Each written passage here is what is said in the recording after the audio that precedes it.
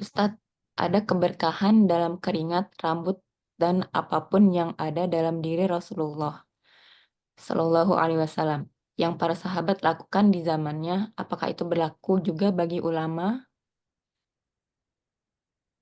Bolehkah dilakukan oleh umat Islam saat ini? Jazakallah khair, Ustadz. Ya tentu boleh ya, boleh tapi harus tetap waspada ya. Ya, harus dia tuh tahu betul ini ulama bener nggak ya. Jadi jangan sampai hanya karena label aja gitu ya. Ya. Ya, kalau kamu udah betul membuktikan ya bahwa ulama ini bukan bukan apa ya, bukan sekedar image misalnya ya, wah ulama, tapi kita nggak tahu ya, ya.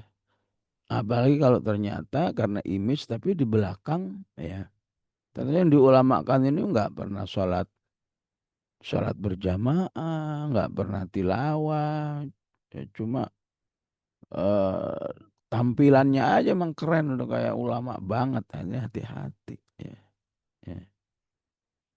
Ya, karena itu perlu apa melihat kerja nyata ulama itu ya. Jadi tafaulan dengan orang soleh itu ya, ya apa ya tidak salah ya, ya, ya.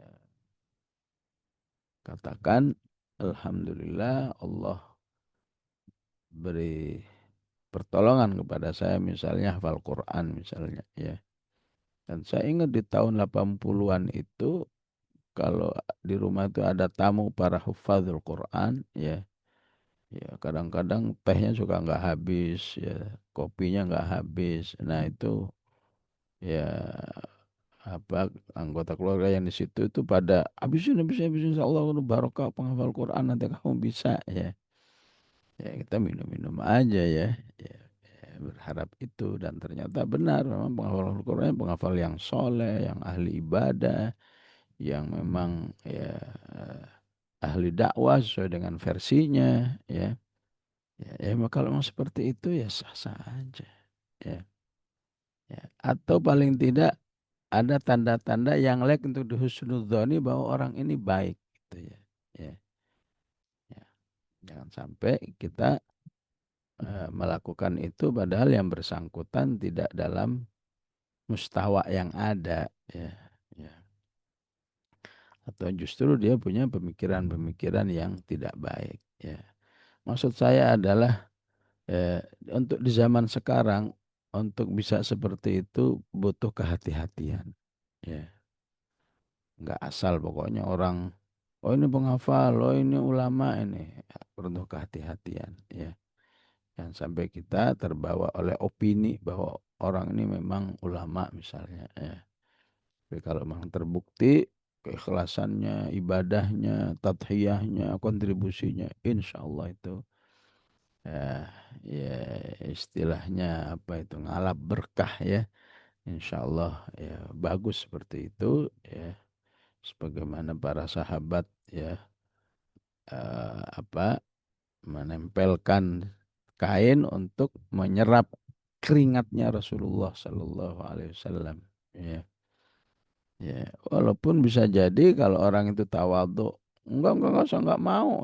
Boleh juga kalau enggak mau siapa saya sih digitu-gituin ya. Ya biasa aja gitu ya.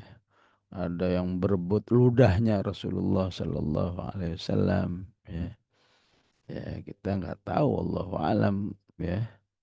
Untuk zaman sekarang ya kalau kita perlakukan seperti ini kepada orang lain ya apakah benar orang lain itu kalau punya kelaikan untuk seperti itu ini perlu waspada ya. Ya, ya memang di tempat tertentu ya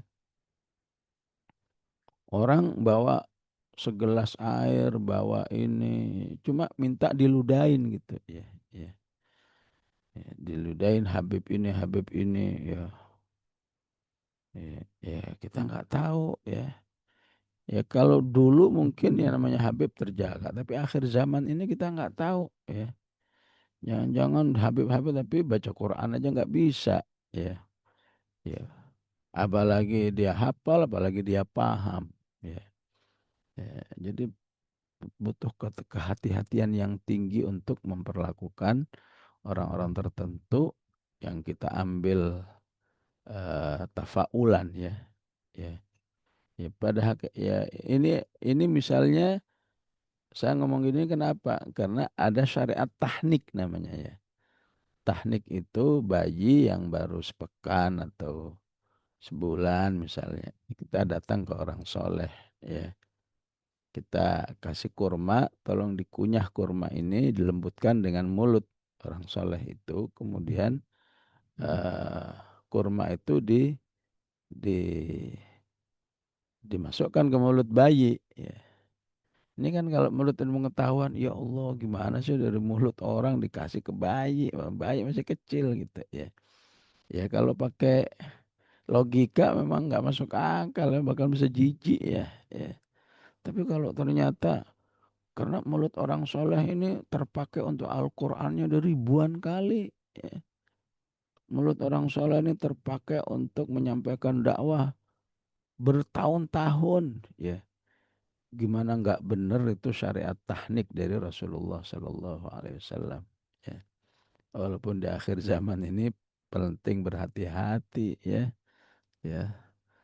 Tahnik bayi dari seseorang harus yakin betul benar nggak ini ya.